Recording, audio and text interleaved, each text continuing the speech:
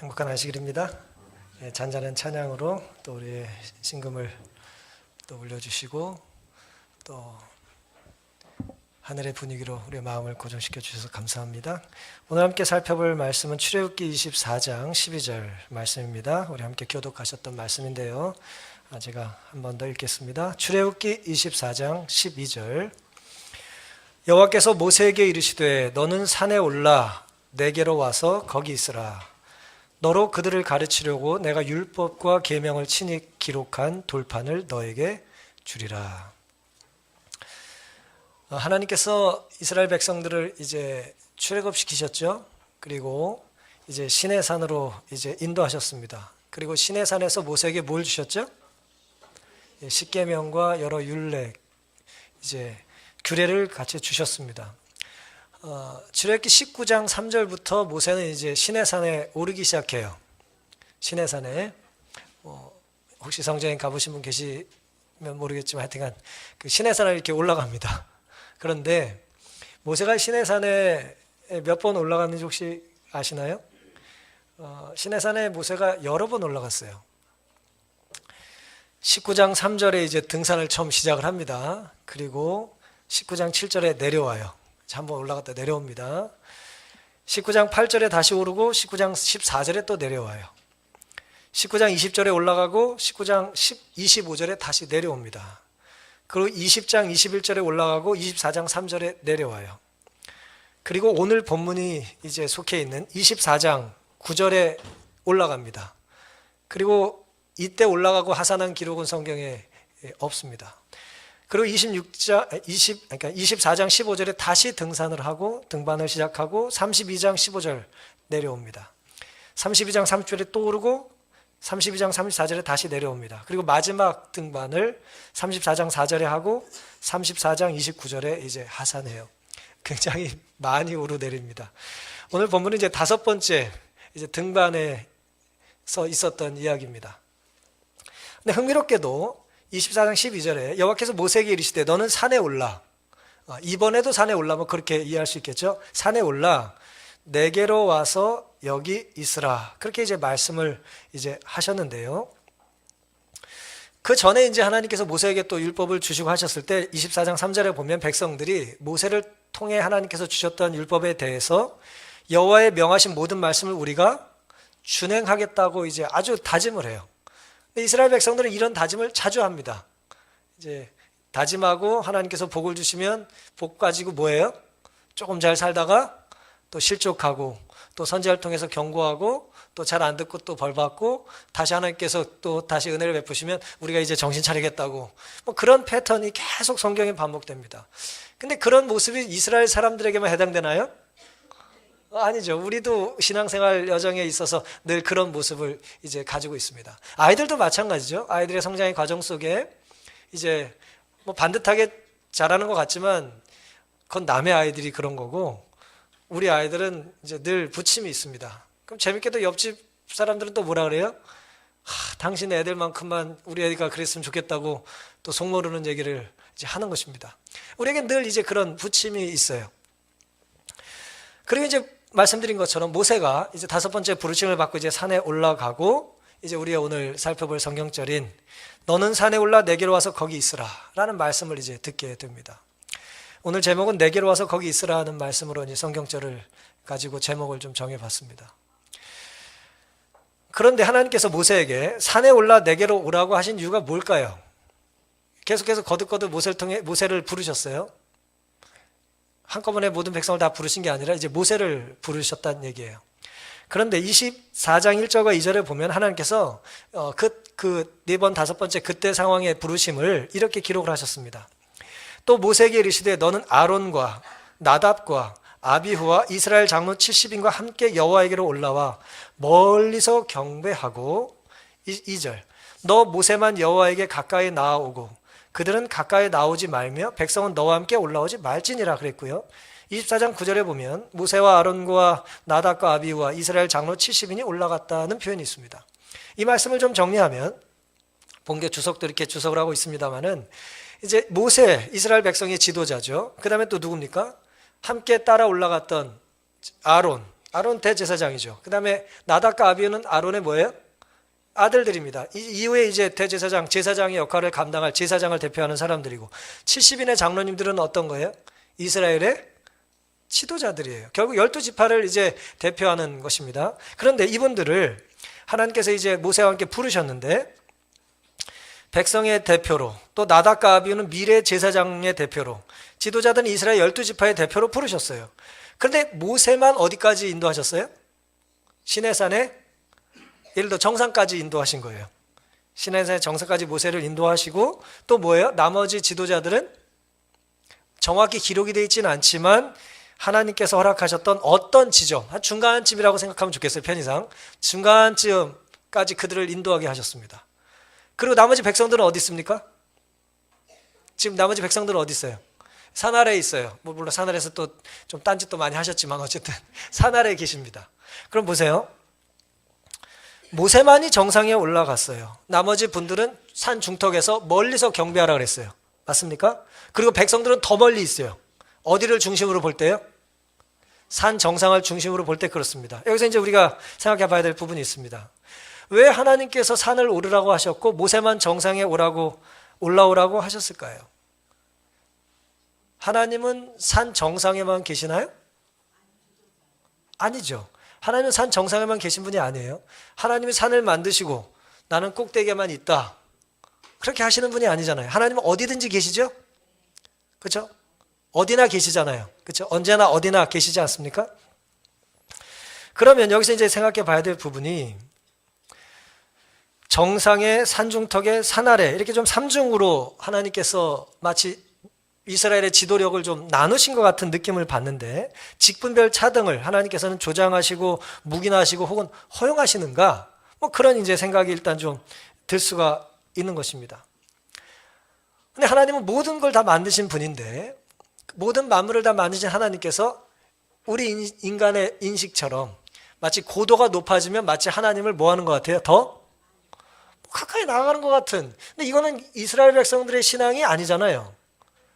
우리 창조주 하나님, 안식일을 제정하신 시간을 거룩하게 구별하신 하나님은 공간을, 물론 우리가 성소라 그래서 공간을 구별하기도 하지만은 하나님이 구별해 놓으신 건 시간이지 인간들의 인식의 이해 같이 물질을 점유하고 높은 곳을 차지하면 마치 하나님께 더 가까이 나아가는 것 같은, 그건 이게 이방신들의 이야기잖아요.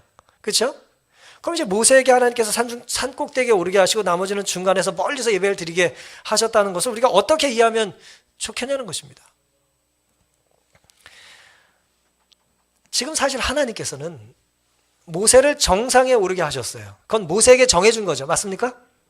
그리고 지도자들은 어디쯤이에요? 한 중간쯤에 머물라고 하셨어요. 그건 누가 정하신 거예요? 그것도 하나님이 정하신 거예요. 맞습니까?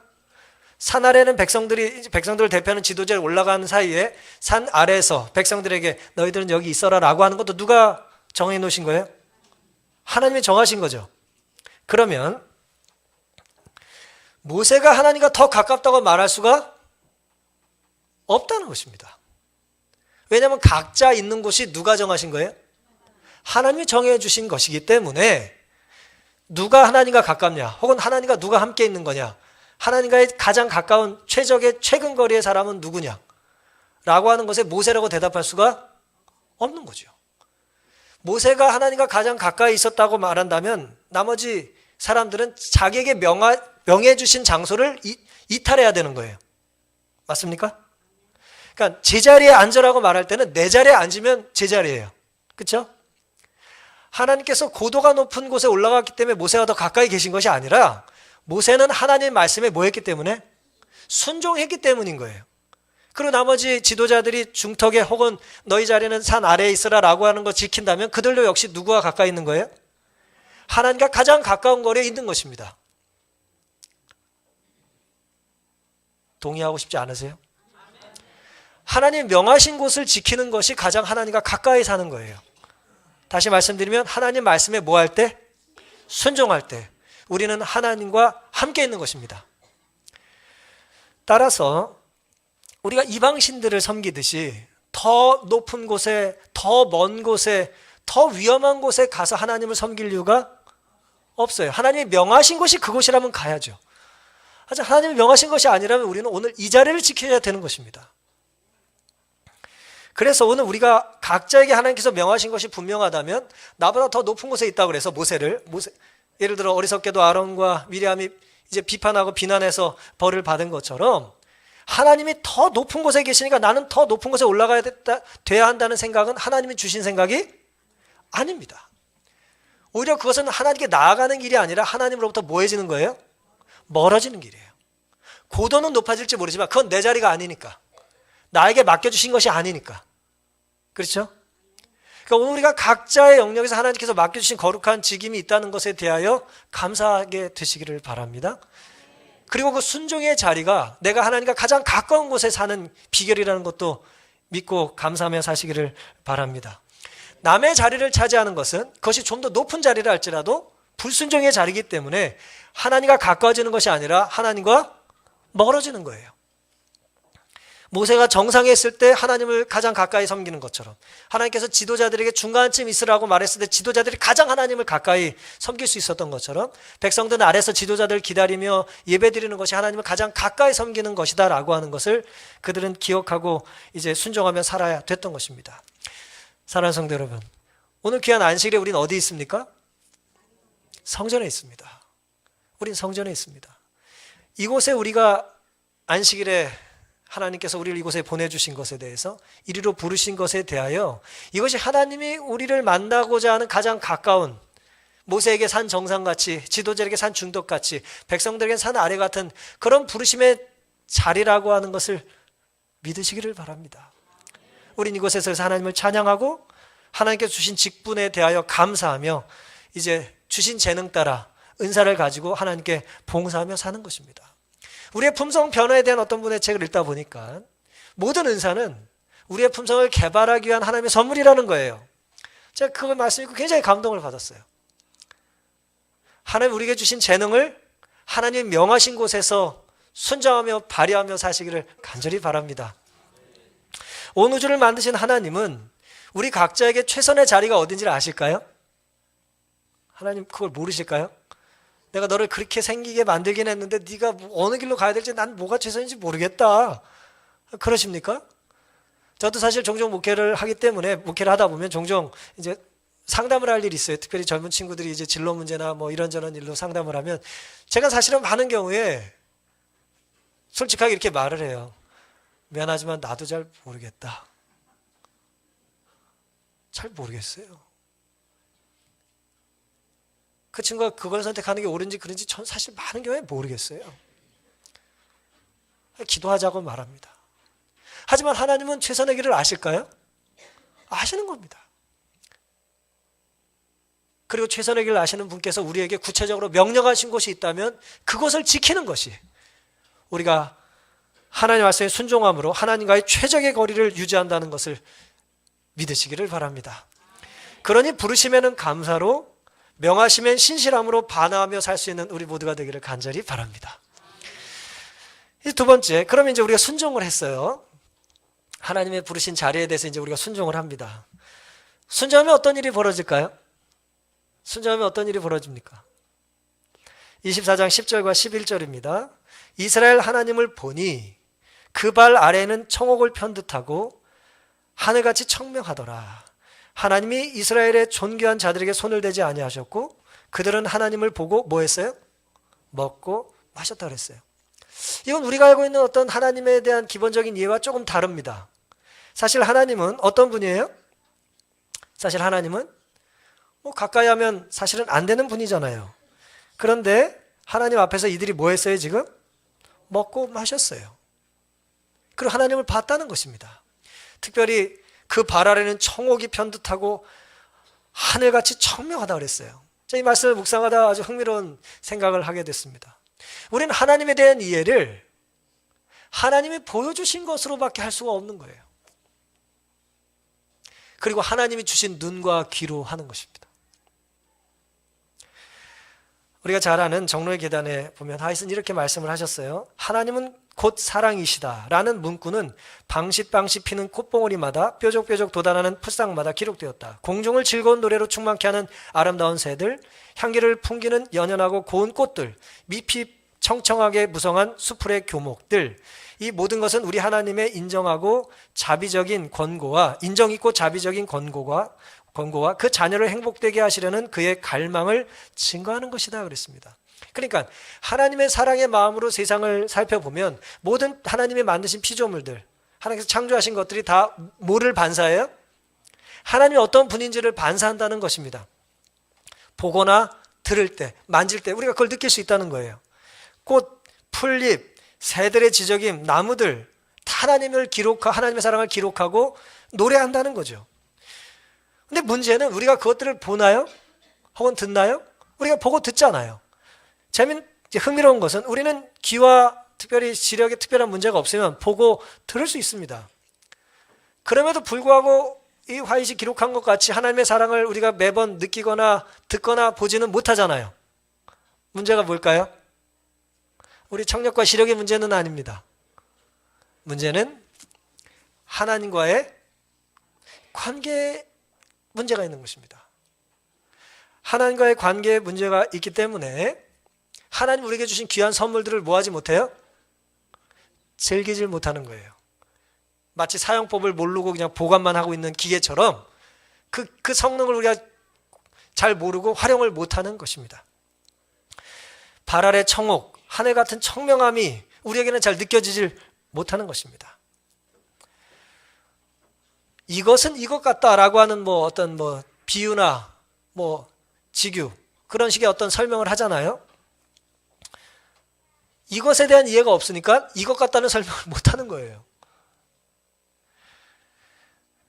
나의 문화유산 답사기라고 하는 몇 권의 책을 써서 이제 아주 인기를 끌었던 이제 교수가 나중에 정부 일도 많이 했던 유홍준 씨라고 아실 텐데요.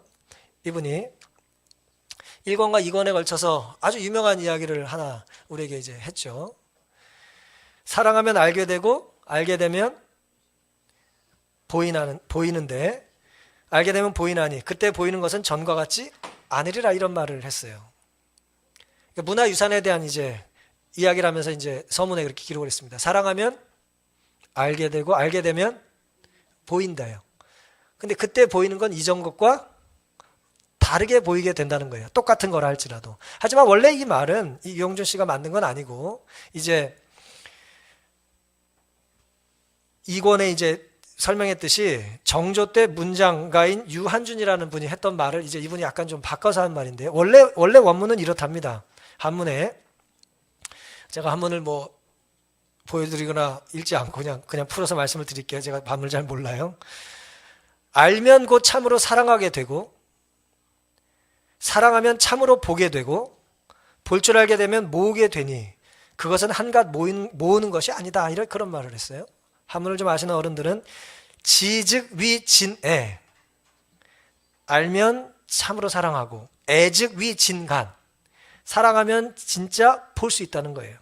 그리고 간즉 촉지 입이 도축야 이렇게 말을 했습니다. 이 말은 한문이 없으니까 한문 아시는 분들 잘 모르겠지만 그때 보게 되면 그걸 귀한 걸 모으게 된다는 거예요.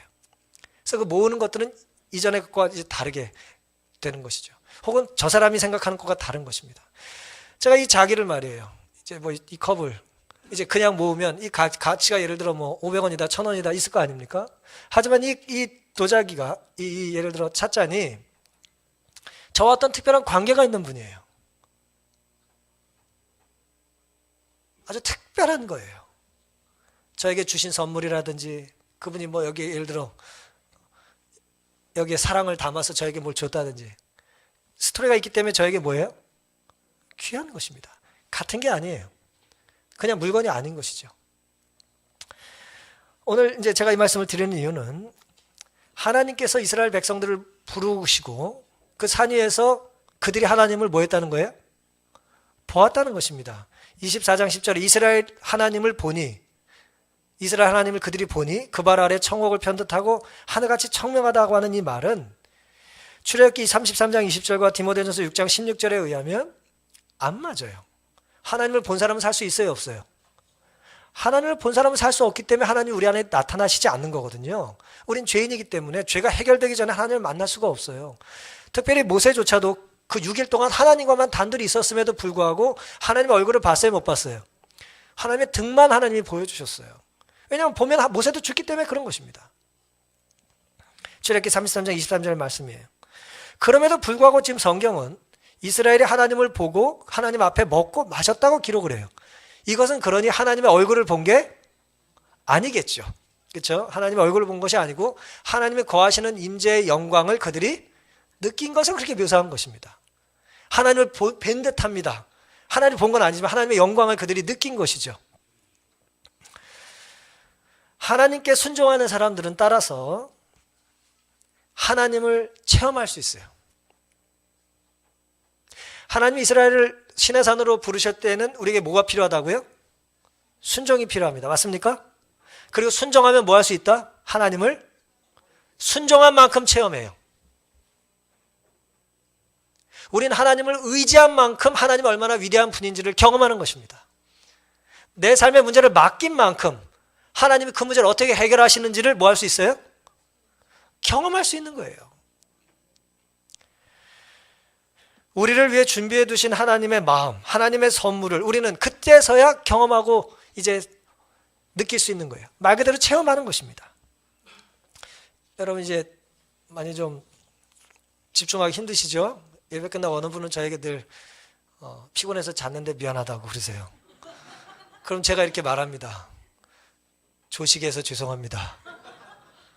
다 제 탓이죠. 제 탓입니다. 그런데 이제 저를 용서하시고 옆에 분을 살짝 보세요. 살짝 옆에 분을 좀 보세요. 예. 옆에 분 보려니까 저 보지 마시고요. 옆에 분을 보세요. 제 말 좀 들으세요. 제발. 옆에 분을 보시면 이분이 누구라고요? 하나님이 나에게 지금 주신 선물입니다. 내가 순종했기 때문에 지금 옆에 함께 있는 거잖아요. 그렇죠? 그러니 순종한 자리에 있는 물건, 혹은 순종했을 때 하나님께서 나에게 주신 물질, 순종했더니 나에게 주신 재능, 혹은 순종해서 만나게 된 사람들은 뭐라고요? 하나님의 선물이에요. 그럼 그 선물을 우리가 어떻게 대해야 될까요? 선물을 주신 분의 마음을 헤아리며 대해야죠. 사랑하면 보게 되고 보게 되면 알게 되는 거예요. 사랑하면 알게 되고 알게 되면 보게 되는 거예요. 그리고 그때는 이전에 보이던 그 얼굴이 달라야 되는 건 그분이 메이크업, 화장을 해야 되는 것이 아니라 내 눈이 바뀌어야 돼요. 변해야 될 건 뭐라고요? 옆 사람의 얼굴이 아니고 내 신앙의 눈인 것입니다. 그래야 하나님의 선물을 우리는 체험할 수 있는 것입니다.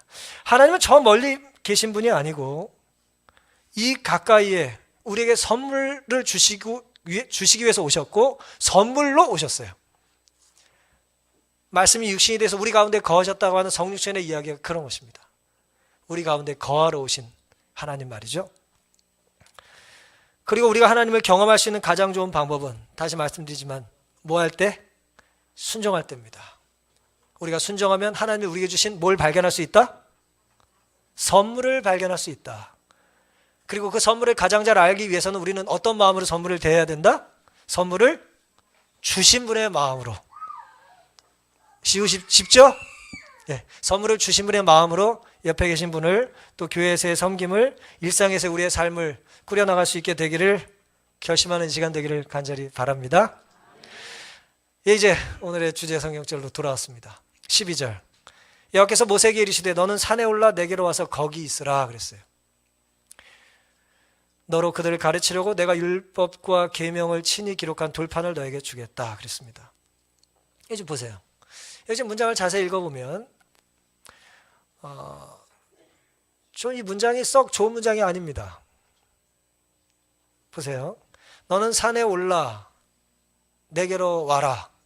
여기까지 문제가 없어요. 그렇죠? 근데 그 다음에 거기 있으라는 말이 덧붙였어요.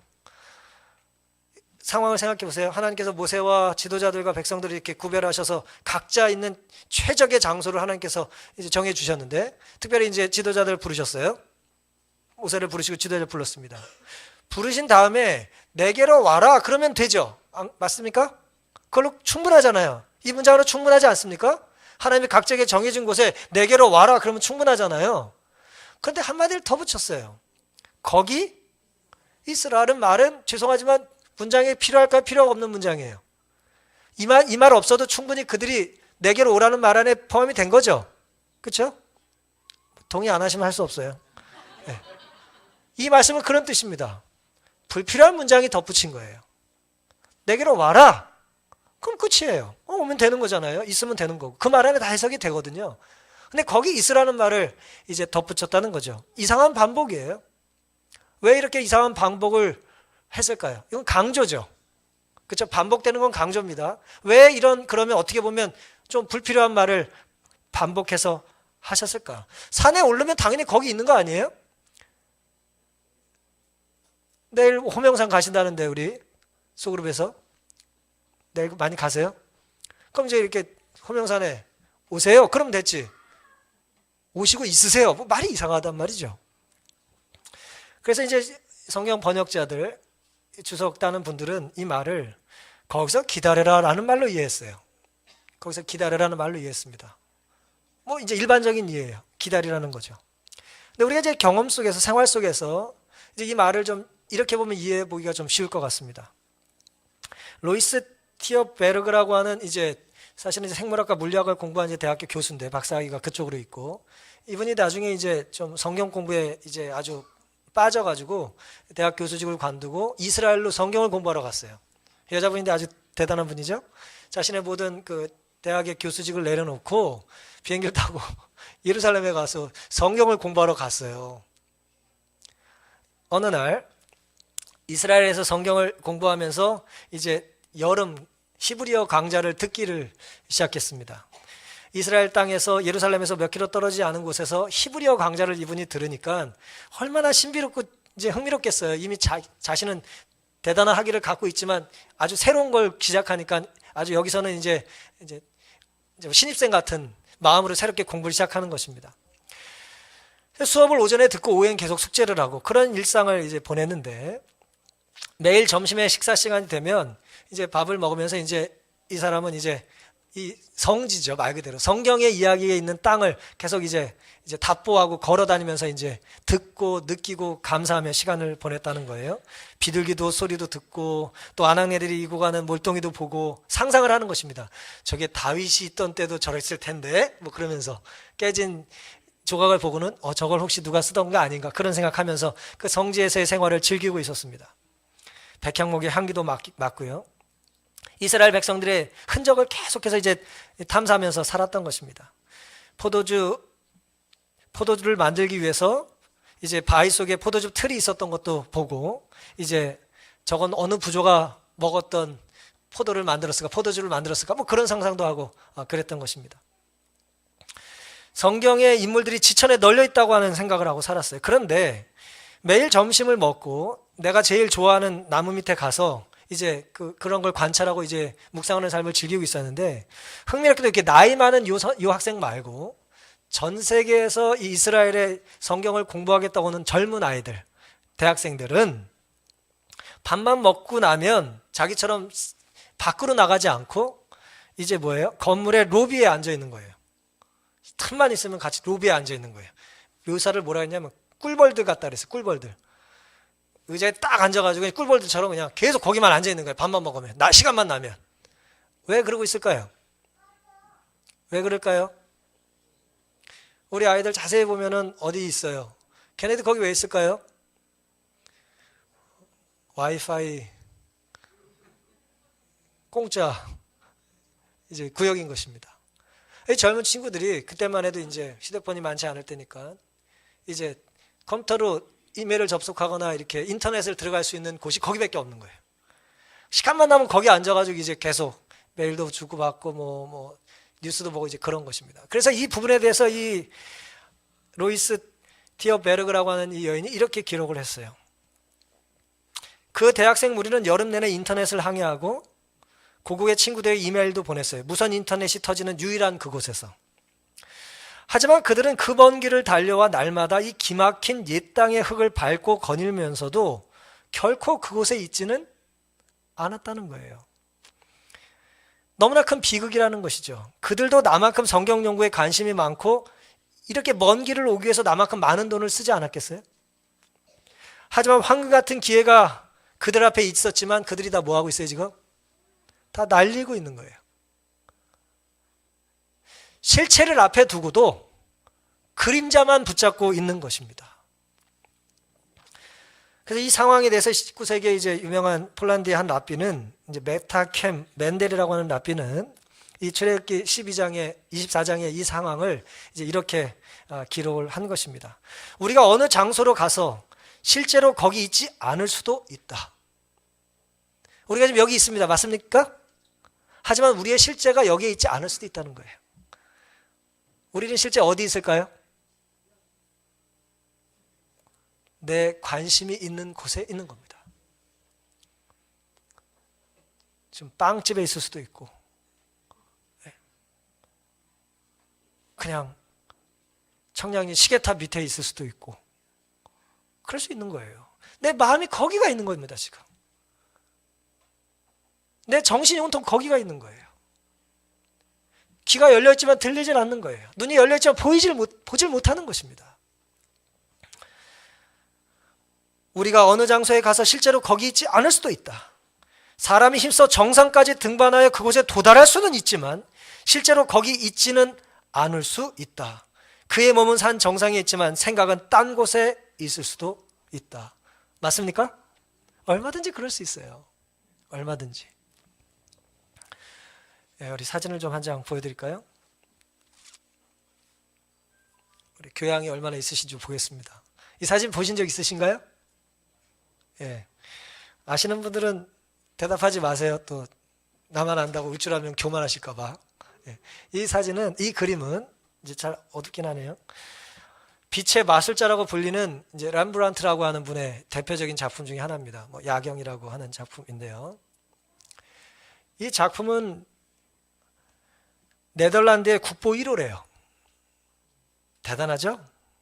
먼저 돌려서 지금 설명을 쫓아오지 못했어요. 이 귀한 작품을 네덜란드의 국보 1호라니까요. 그렇게 대단한 작품이에요. 그런데 이 암스테르담 국립박물관에 잘 소장이 되어 있습니다. 역사상 가장 위대한 화가의 가장 위대한 걸작이 지금 잘 전시가 되어 있어요. 가격을 매길 수 있을까요, 없을까요? 팔지도 않아요. 살 수가 없어요, 일단. 수천억을 줘도 안 팔아요. 우리나라 남대문 산다 그러면 누가 팔겠어요? 안 팔아요. 그러니까 가격이 매겨질 수 없는 거예요. 그런데 그 다음 사진 한 장 보세요. 얘들 뭐 하고 있습니까? 얘들 뭐 하고 있어요?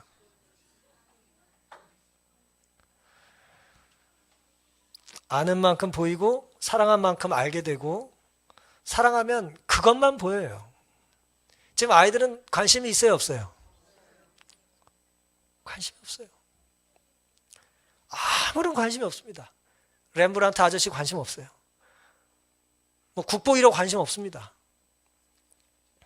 역사상 가장 위대한 화가 중 한 사람의 가장 위대한 진품 앞에서 있음에도 불구하고 아이들은 휴대폰만 보고 있어요. 애들의 세상이니까 그거는.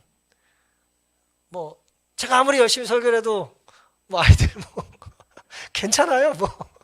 그래도 교회에 있으니까 얼마나 귀합니까? 그럴 수 있어요. 하지만 우리 마음이 어때요? 그 비행기를 타고 우리가 만약에 비행기를 타고 그 비싼 돈을 들여서 그 박물관에 가서 그 귀한 진품을 앞에 두고 보여주기 위해서 선생님이나 부모님이 애를 썼다면 마음이 어떻겠어요? 너무 마음이 아픈 거죠. 예? 쓴웃음을 짓는 것입니다. 아이들은 몸만 거기에 있고 지금 마음이 어디 있어요? 잘 모르지만 딴 데 있는 거예요. 더 깊은 즐거움, 더 깊은 희열, 더 깊은 감동을 느끼기에는 아이들의 식견이 지금 너무나 짧은 것입니다. 예술이 무엇인지, 역사가 무엇인지, 이 대가의 진품이 무엇인지를 모르는 거예요. 출애굽기 24장 12절에 하나님께서 모세에게 너는 산에 올라 내게로 와서 어디 있으라고요? 거기 있으라 말씀하신 이유가 이런 의미가 아니겠습니까? 네가 몸이 왔다면 모두 있어라? 마음도 있어야 된다는 것입니다. 몸도 왔다면 너의 생각도 있어야 된다는 거예요. 몸이 왔다면 너의 모든 것이 다 있어야 된다는 거예요. 하나님은 우리를 부르십니다. 전부를 부르세요. 맞습니까? 오른손만 내시면 안 됩니다. 왼손도 내야 합니다. 오른발만 내면 안 돼요. 우리 몸이 다 하나님께 드려져야 됩니다. 우리가 때로 부당하다고 손해본다고 느낄지 몰라요. 하나님 저에게 한 30%만 달라고 그러시지 너무 하시는 거 아닙니까? 네? 근데 보세요. 하나님 우리에게 구원을 위해서 예수 그리스도를 우리에게 선물로 주셨습니다. 100분의 1을 주셨나요? 1000분의 1을 주셨습니까? 예수 그리스도의 전부를 주셨어요. 우린 전부가 아니면 구원을 못 받아요. 전부 우리에게 주셨기 때문에 우리는 구원을 받은 사람들이 된 것입니다.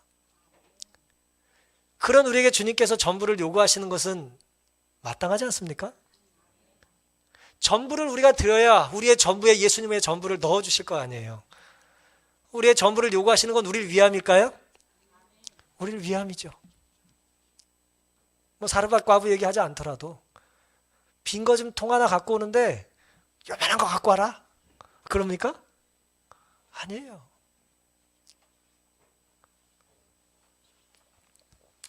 우리 신앙 여정에 발길이 누구를 향해야 될지를 우리는 고민해 봐야 합니다. 소돔성이 멸망할 때 롯의 아내는 분명히 소돔성 안에 있었어요? 밖에 있었어요? 천사가 그를 끄집어내서 분명히 몸은 어디 있었어요? 밖에 있었어요. 하지만 눈과 마음은 어디로 향했습니까? 안에 있었어요. 그의 운명은 어떻게 결정났죠? 자신의 마음이 있는 곳의 운명을 따라갔어요. 하늘을 진정 갈망한다면 하늘을 못 가는 건 불가능합니다. 그게 하나님의 뜻이에요. 예수 그리스도를 진짜 갈망한다면 주님을 만나지 못하는 건 불가능해요. 왜요?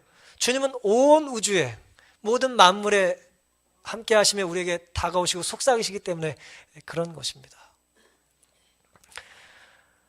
너무나 많은 사람들이 그럼에도 불구하고 너무나 많은 경우에 몸과 마음이 분리돼서 사는 것입니다. 딴 생각을 하고 한눈을 팔고 멈춘 그곳에 몸 따로 마음 따로 있는 거예요.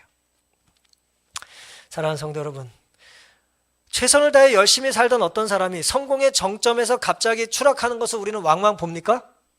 그렇죠? 많이 봐요. 특별히 정치계에서 그런 일을 많이 봅니다. 얼마 전엔 지난주엔 사법부에서 아주 끔찍한 일이 있지 않았어요? 그 성공의 정점에 있었던 정말 최고의 권력을 가진 분들이 뭐예요 지금? 뚝뚝 떨어져요. 왜 그럴까? 그들이 무너지는 이유가 무엇일까? 왜 그런 추락을 맛보는 것일까? 거장의 진품을 앞두고 휴대폰에 정신이 팔린 아이들 같은 삶을 살기 때문은 아닐까라는 생각을 한번 해보게 되고요. 무가치한 것에 정신이 팔려서 진정 더 가치 있는 일에 대한 개념이 없는 것입니다. 그리고 단지 그들의 관심과 목표가 정점이었기 때문에 정점을 도달한 이후에는 목표가 사라지는 거예요. 하나님이 나에게 올라오라고 하셨다면 영광을 받아야 되셔야 될 분은 정상의 자리에서 누굽니까? 당연히 하나님이어야죠. 맞습니까? 하나님이 나를 이곳으로 오게 하셨으니 영광을 받으실 분은 하나님이에요. 근데 우리는 어리석게도 내가 잘나서 올라간 듯이 착각을 하는 것입니다. 하나님을 붙잡고 거기 멈춰야 될 순간에 우리는 뭐예요?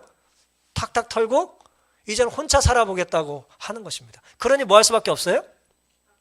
당연히 내려올 수밖에 없는 거예요. 그것도 갑자기 추락하는 것입니다.